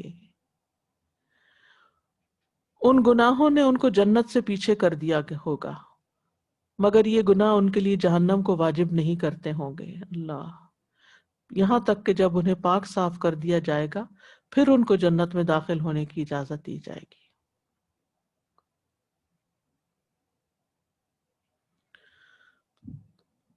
تو کنترا اور پل صراط میں فرق ہے۔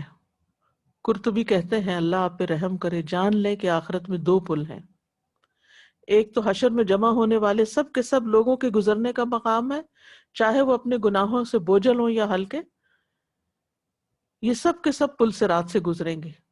تو جب لوگ اس بڑے پل سے گزر جائیں گے، صرف مومن بچ کر نکلیں گے، جن کے متعلق اللہ جانتا ہے کہ جو ان کا آپس کا قصاص بدلہ ہے وہ نیکیوں کی صورت میں پورا نہیں ہوگا، وہ ایک پل پر روک لیے جائیں گے جو ان کے لیے خاص ہوگا۔ یہاں سے کوئی جہنم کی طرف نہیں لوٹے گا، لیکن اگر حقوق العباد میں کمی بیشی کی ہوئی ہے، ویسے بہت نیک اعمال تھے جس کی وجہ سے جنت کی طرف چلے گئے، پار ہو گیا بڑا مرحلہ، لیکن ابھی اندر نہیں جا سکتے جب تک لوگوں کے ساتھ دل صاف نہ ہو جائیں، کیونکہ کوئی ایسا شخص جنت میں نہیں جائے گا کہ جس کے دل میں کسی کے لیے گرج ہو، وہ یہاں اس پلی پر دھوئے جائیں گے، آپس کے حساب کتاب پورے کیے جائیں گے۔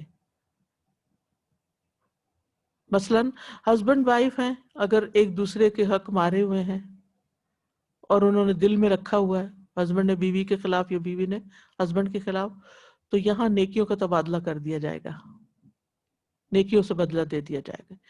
یعنی یوں سمجھے کہ جو جنت کی بلیسنگز آپ کے لیے تھی، اب اس موقع پر وہ اس دوسرے شخص کو دی جا رہی ہے جس کا آپ نے کوئی حق مارا تھا دنیا میں اور معافی نہیں کروائی تھی۔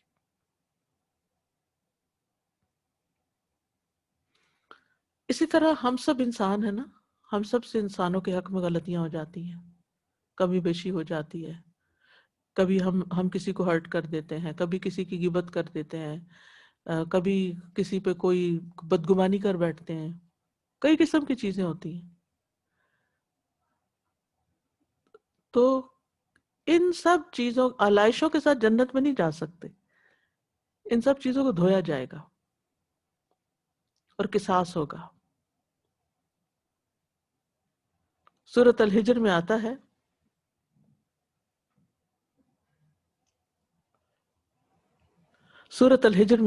ادخلوها بسلام آمنین وَنَزَعْنَا مَا فِي صُدُورِهِم مِّنْ غِلٍّ إِخْوَانًا عَلَى سُرُرٍ مُتَقَابِلِينَ، ان سے کہا جائے گا ان میں بلا خوف و خطر داخل ہو جاؤ، یعنی جنت میں، باغوں میں، ان کے دلوں میں اگر کچھ کدورت ہوئی بھی تو ہم اسے نکال لیں گے، اور وہ بھائی بھائی بن کر آمنے سامنے تختوں پر بیٹھیں گے۔ صحیح بخاری میں آتا ہے رسول اللہ صلی اللہ علیہ وسلم نے فرمایا جب مومنوں کو دوزخ سے نجات مل جائے گی تو انہیں ایک پل پر جو جنت اور جہنم کے درمیان ہوگا روک لیا جائے گا، اور وہیں ان کے مظالم کا بدلہ دے دیا جائے گا جو وہ دنیا میں ایک دوسرے پر کرتے تھے۔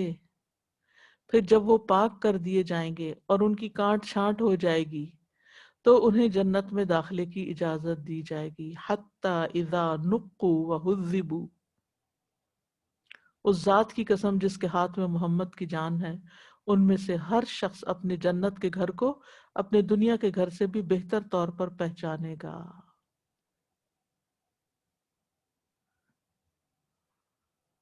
لیکن کتنی ڈرنے کی بات ہے نا کہ ہم دنیا میں مظلوم ہو کے جئیں، یہ زیادہ بہتر ہے کہ ظالم ہو کے جئیں۔ ہم کسی کا حق مارنے والے نہ ہوں بلکہ حق دینے والے ہوں۔ کوئی اگر ہمیں حق نہیں بھی دیتا تو بھی ہم اس کا حق اس کو دیتے رہیں تاکہ کل وہ مطالبہ نہ کرے، کیونکہ اگر کل اس مقام پر کون چھوڑے گا یہ بتائیے؟ یعنی اگر کسی کی نیکیاں مجھے ملتی ہیں اور میری اس وجہ سے جنت میں رینک ہائی ہو جاتا ہے تو کون کہے گا کہ نہیں میں چھوڑ دیتی ہوں یہاں؟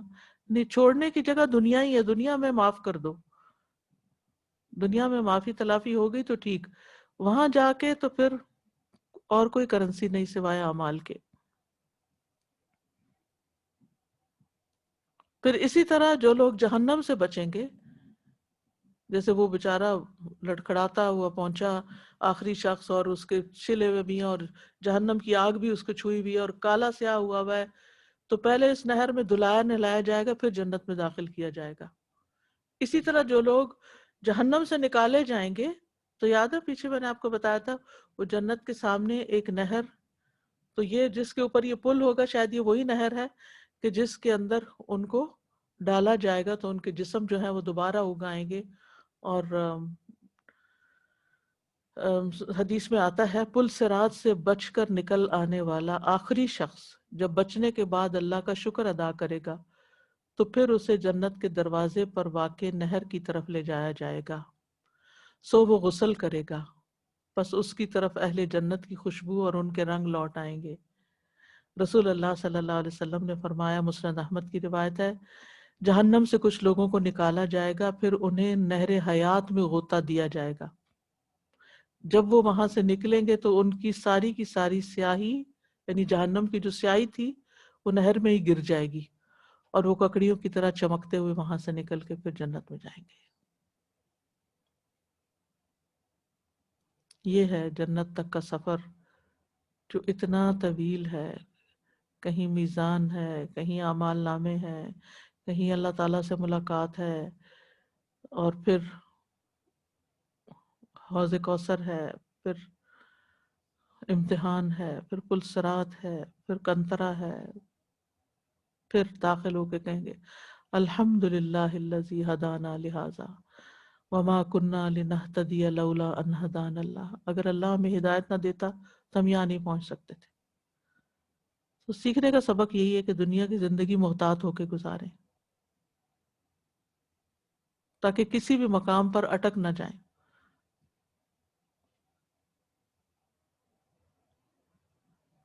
جی آپ کچھ کہنا چاہنا ہے؟ مائک دیجیے ان کو.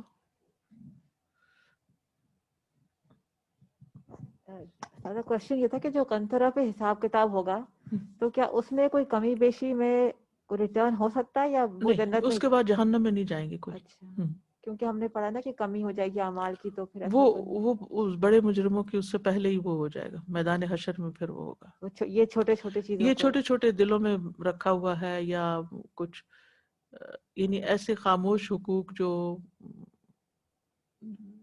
دنیا میں لوگ مانگ نہیں سکے ایک دوسرے سے، لیکن دل میں انہوں نے رکھا ہوا تھا.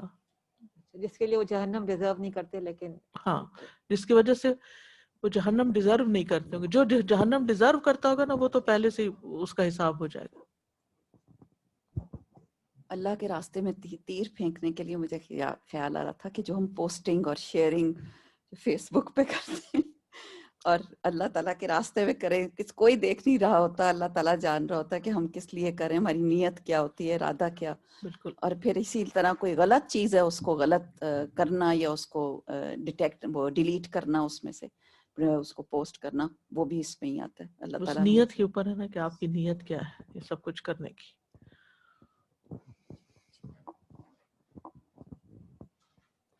تو یہاں پر یہ باب ختم. اب انشاءاللہ جہنم اور جنت کے بارے میں بات ہوگی.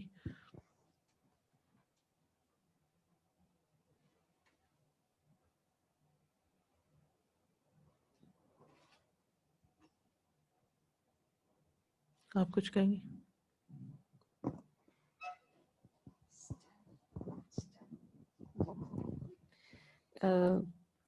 ایک سوال آ رہا تھا ذہن میں استاذہ جی، وہ سورۃ الزمر میں آتا ہے نا وسیق الذین اتقوا، یعنی وہ جو سوار کرا کے جو ان کو لے جانا ہے، وہ یہ یہاں کنترا سے آگے والا جی سلسلہ جی، ہے جب یا اس سے نکل جائیں گے پھر یہاں سے سواریاں؟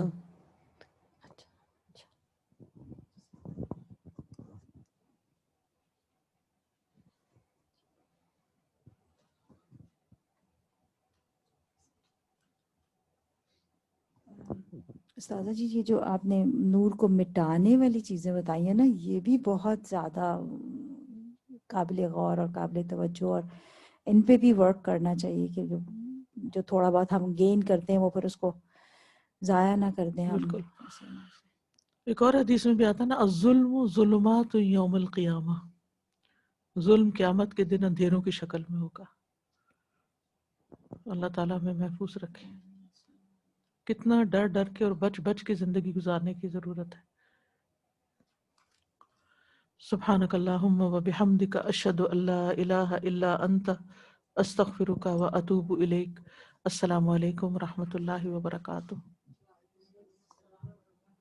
اللهم صل على محمد وعلى آل محمد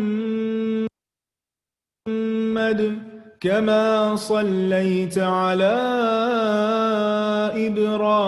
إبراهيم وعلى آل إبراهيم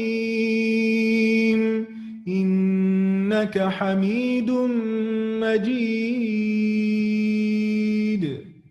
اللهم بارك على محمد وعلى آل محمد كما باركت على إبراهيم وعلى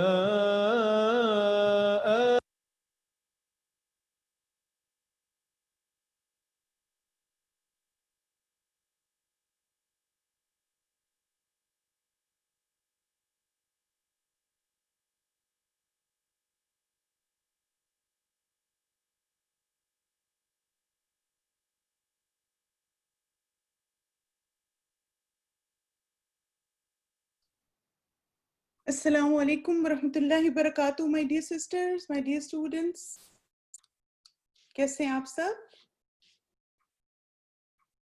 الحمدللہ کثیرہ، جزاک اللہ خیرن کثیرہ. پیاری استاذہ، اتنے اچھے طریقے سے پلسرات کو ایکسپلین کرنے کے لیے. خاص طور پر آپ دیکھیں زیادہ جو کہتے ہیں نا الارمنگ بات تھی وہ تھی کنترا کے بارے میں. جی میں انشاءاللہ بتاتی ہوں. دعا کے بعد سٹارٹ کرتے ہیں. ایک دو پوائنٹس کو کوئک سا ریفریش کر لیتے ہیں. نحمدہ ونصلی علی رسول الکریم، اما بعد، فاعوذ باللہ من الشیطان الرجیم، بسم اللہ الرحمن الرحیم. اللہم انا نسألک علما نافعا ورزقا طیبا وعملا متقبلا. اللہم اہد قلبی وسدد لسانی واسلل سخیمۃ قلبی. آمین ثم آمین. اب دیکھیں کہ پلسرات میں جیسے خاص طور پر دو اعمال جو ہیں وہ بہت زیادہ انسان کو بینیفٹ کریں گے نا. کون سی دو باتیں تھیں جو پلسرات پہ ہمیں بہت فائدہ دیں گی؟ یعنی اس کا سفر ایک ایمان والے کے لیے کوئک ہو جائے گا یا اس کے لیے بہت سپیڈ اس کی فاسٹ کریں گی. امانت اور دوسرا کیا؟ صلہ رحمی. اچھا، امانت کو نا آپ جیسے تھوڑا سا اس طرح بھی ریلیٹ کریں، جیسے اگر آپ آسان الفاظ میں امانت کو سمجھنا چاہیں تو کیا ہے کہ سینس آف رسپانسبلٹی.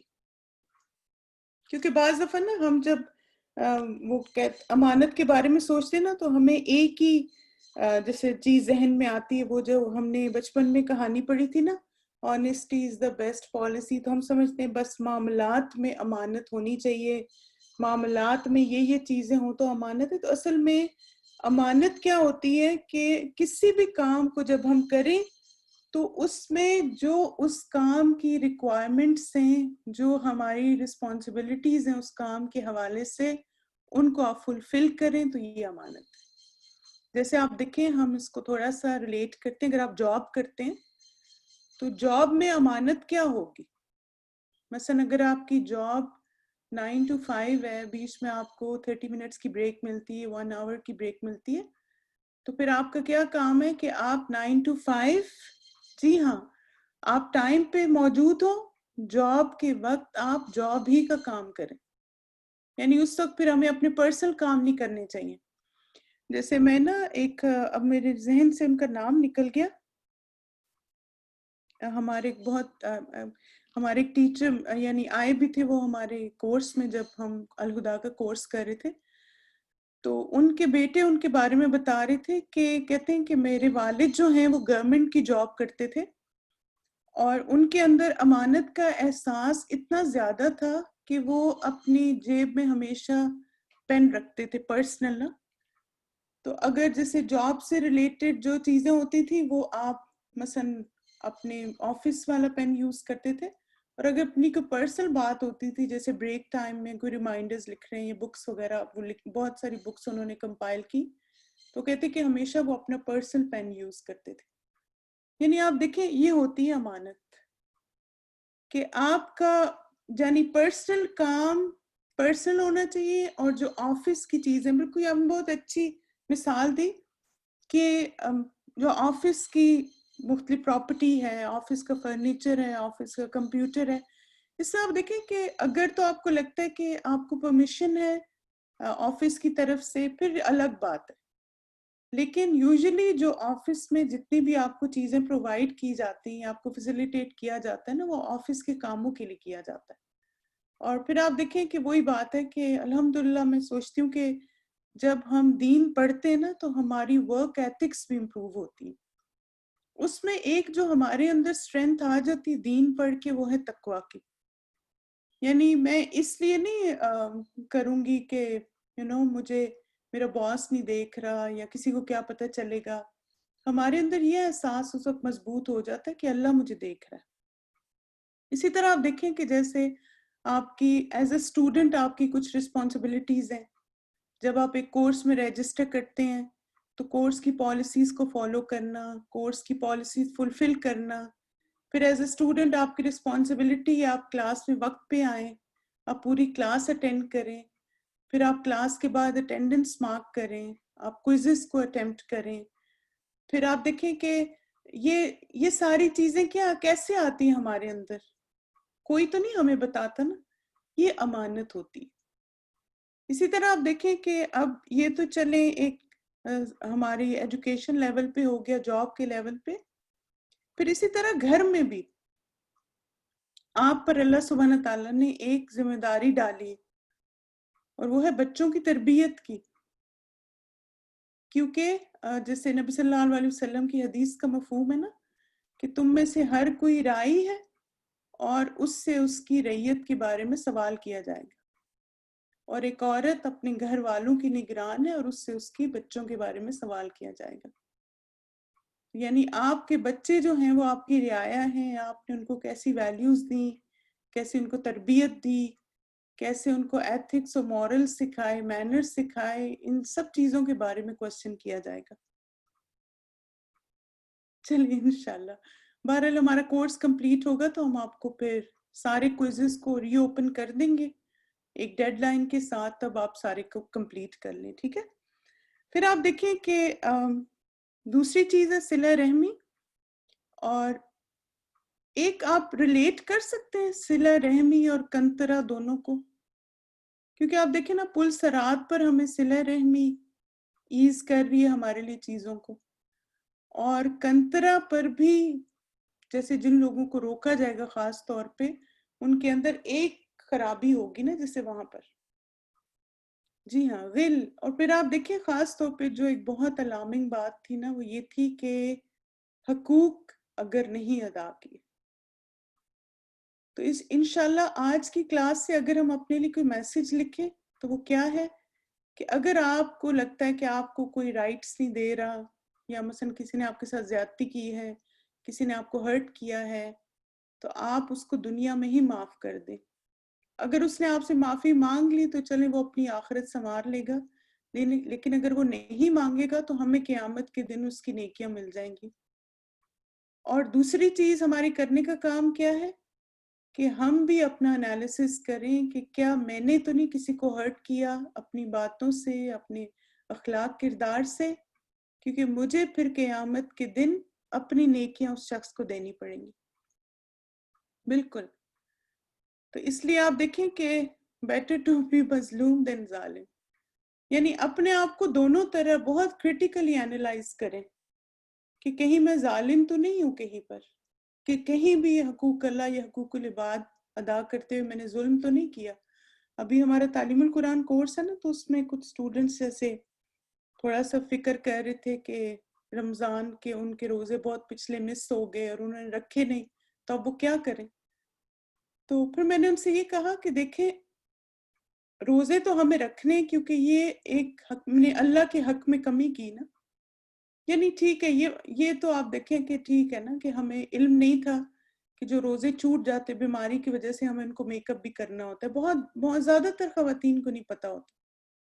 تو اب ظاہر ہے کچھ کے روزے 140 بن رہے ہیں، کچھ مختلف اسٹوڈنٹس مجھے کیلکولیشنز بھیج رہے تھے، کسی کے 160 ہیں. تو پھر میں نے ان سے کہا کہ میں نے کہا سب سے پہلے تو آپ روزے لکھیں اور پھر ان کا فدیہ دیں، اور فدیہ دینے کے بعد آپ روزے رکھنا بھی شروع کر دیں انشاءاللہ. پھر کچھ کو یہ بھی تھا کہ مثلا ہمیں تو اب پتہ نہیں کیونکہ سائیکلز فلکچویٹ کرتی رہتی ہیں، تو میں نے ان سے کہا کہ آپ اندازے سے کر لیں اور اللہ سبحانہ تعالیٰ آپ کی نیت جانتے ہیں. آپ کی نیت یہ ہے نا کہ آپ دنیا میں جو آپ نے کمی کوتاہی کی اللہ کے حقوق میں یا بندوں کے حقوق میں، آپ اس کو فلفل کرنے کی کوشش کریں. تو قیامت کے دن اصل میں ہمیں جو ریوارڈ دیا جائے گا نا وہ اکارڈنگ ٹو آر انٹینشنز ہے، کہ اگر ہماری نیت تھی کہ ہم نے روزے سارے رکھنے ہیں جو مسڈ ہو گئے، یا مثلاً میں انشاءاللہ مرنے سے پہلے چاہتی ہوں کہ اگر میں نے کسی کے ساتھ ظلم کیا یا زیادتی کی تو میں اس سے معافی مانگوں، اگر میں معافی نہیں مانگ سکتی. اچھا آپ دیکھیں ایسا بھی ہوگا کہ کچھ لوگ ایسے بھی ہوں گے شاید جو فوت ہو گئے اور ہم نے ان کے ساتھ زیادتی کی، تو اب ان کے ساتھ کیا کریں پھر؟ یعنی اب وہ زندہ تو نہیں ہے کہ ہم ان سے معافی مانگ سکیں. تو ایسے کوئی بھی رشتہ دار جو ہیں جو فوت ہو چکے ہیں اور ہم نے ان کے ساتھ اگر زیادتی کی ہو تو اب کیا کر سکتے ہیں؟ شاباش، ان کی طرف سے صدقہ کریں اور ان کے لیے مغفرت کی دعا کریں کثرت سے.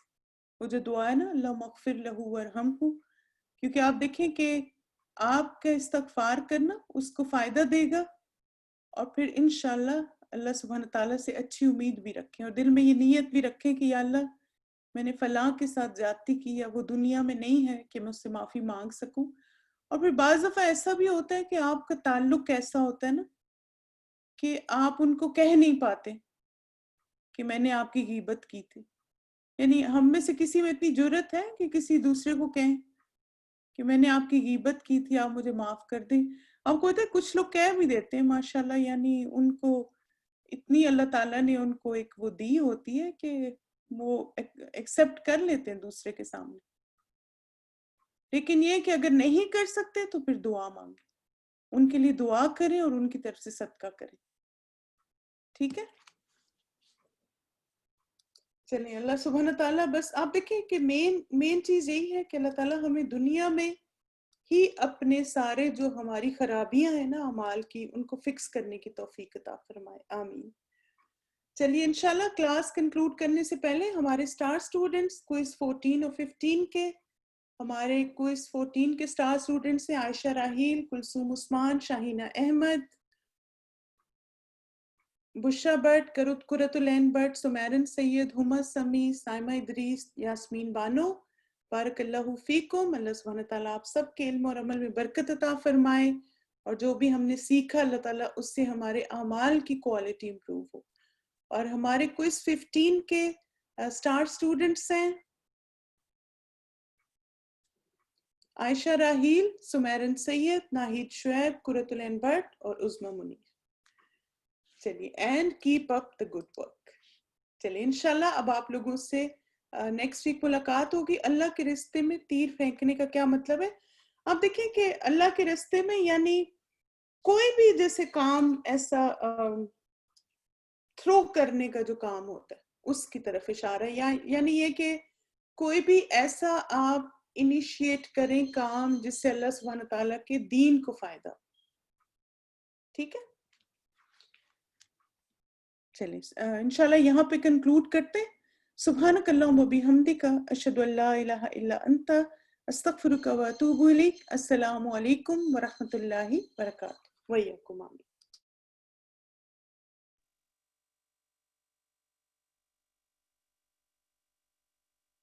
ربنا أتمم لنا نورنا واغفر لنا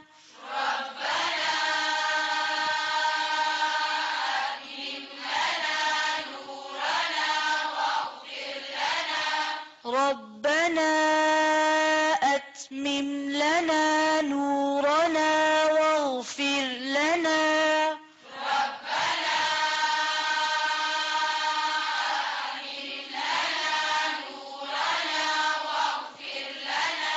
واغفر لنا إنك على كل شيء قدير